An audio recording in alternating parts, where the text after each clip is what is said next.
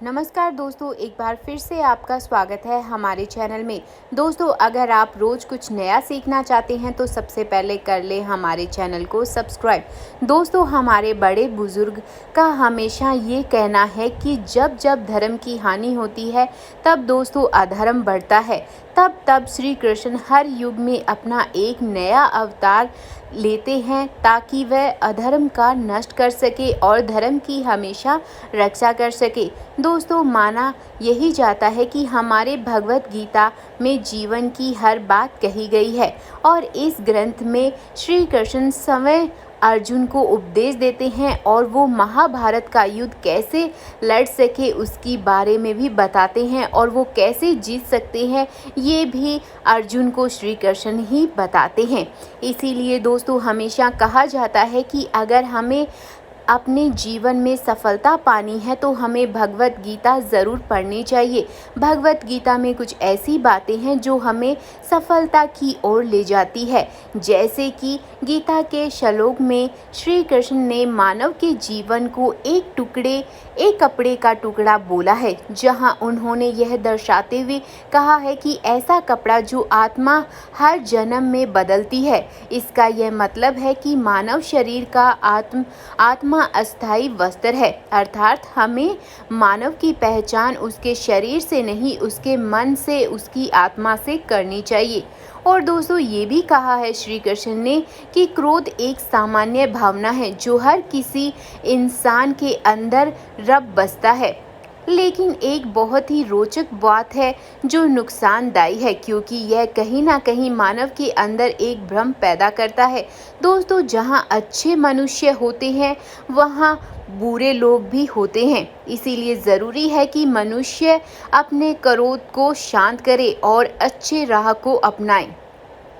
दोस्तों, ये तो हम सभी जानते हैं कि किसी भी जीवन का अति हो जाना बहुत ही ज़्यादा घातक है, चाहे फिर रिश्तों में ज़्यादा मिठास हो या फिर कड़वाहट हो।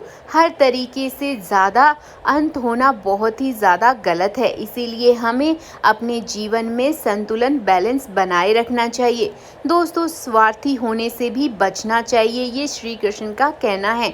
अगर जीवन में सफलता का पड़ाव चुनना है तो हमें स्वार्थी होने से बचना होगा, क्योंकि स्वार्थ एक ऐसी भावना या एक ऐसा स्वभाव है जो हमें अन्य लोगों से दूर करता है। सही मायने में बोला जाए तो उस आईने पर पड़े धूल की तरह है जो हमारा चेहरा देखने से रोकता है। इसीलिए दोस्तों, अगर जीवन में खुशियां पानी है तो हमें निस्वार्थ भावना से हमेशा काम करना चाहिए। दोस्तों, ईश्वर हमेशा हमारे साथ है, ये भी श्री कृष्ण का कहना है। दोस्तों, माना जाता है कि जिसका कोई नहीं होता उसका भगवान होता है, अर्थात भगवान हर मनुष्य के साथ होता है, चाहे वो उसके अच्छे कर्म हो चाहे फिर बुरे कर्म हो। बस दोस्तों, फर्क इतना है कि जब मनुष्य सत्य की रास्ते को अपनाता है तब उसके जीवन में कई ऐसे दौर आते हैं जहां भविष्य की उसे चिंता नहीं करनी पड़ती, क्योंकि उसने हमेशा सत्य की राह चुनी है।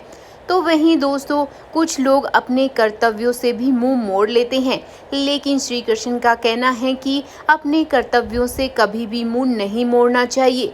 ये बात बहुत ही ज़्यादा अहम है। गीता में कई बार अपने कर्मों से लोग पीछे हटते हुए बताया गया है, लेकिन हमें अपने कर्मों से कभी भी पीछे हटना नहीं चाहिए। यह बात हमें सिखाई गई है कि हमें अपने कर्म करते रहना चाहिए। फल की चिंता कभी भी नहीं करनी चाहिए, क्योंकि हमें कर्म हमारे फल के अनुसार ही मिलता है। वहीं आगे श्री कृष्ण ये भी कहते हैं कि अपनी इन इच्छाओं पर भी नियंत्रण पाना चाहिए।